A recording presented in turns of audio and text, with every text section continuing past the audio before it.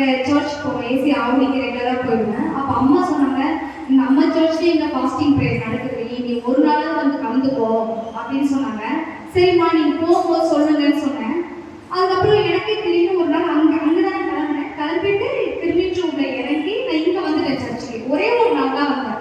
வந்துட்டு ஆண்டி எல்லாரையும் பார்த்துட்டு நான் ப்ரேயர் பண்ணிட்டு கிளம்பி போகிறேன். போகும்போது இந்தியன் கேஸ் இருக்கு, இங்கே ஆஃபீஸ் இருக்கு. அது நான் எப்போ போனாலும் ஏதாவது பார்த்துக்கிட்டே போகும்போது அங்கே ஒரு ஃபோட்டோ மட்டும் எடுத்துக்கிட்டேன். இது ஏதோ நியூவாக ஆஃபீஸ் இருக்கு போலன்னு எடுத்துக்கிட்டு நான் வீட்டுக்கு போயிட்டேன்.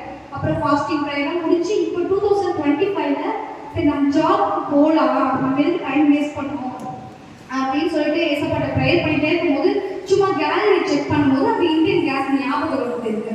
ஞாபகம் வந்து அவங்களுக்கு நான் கால் பண்ணி கேட்டேன், இந்த மாதிரி வேக்கன்ட் இருக்கா அப்படின்னு சொல்லும்போது அவங்க சரி வாங்கினாங்க, வந்து ஒர்க் பண்ணுங்க, 2 நாள் ட்ரைனிங் எடுத்துக்கோங்க, அதை வந்து சாஃப்ட்வேர் ஒர்க் பண்ணோம், நீங்கள் பிடிச்சா பண்ணுங்க, நான் வேற யாராவது பார்த்துக்கோனாங்க. நான் வந்து ஒன் டாவே அந்த ஜாப் எனக்கு ரொம்ப பிடிச்சிச்சு, நான் ஒர்க் பண்ண ஸ்டார்ட் பண்ணிட்டேன். அப்புறம் அந்த மேடம் சாரா சொன்னாங்க, நீங்கள் எனக்கு செட் ஆகிட்டீங்க, உங்களுக்கு எப்படி இருக்கு இந்த ஃபீல் அப்படின்னாங்க.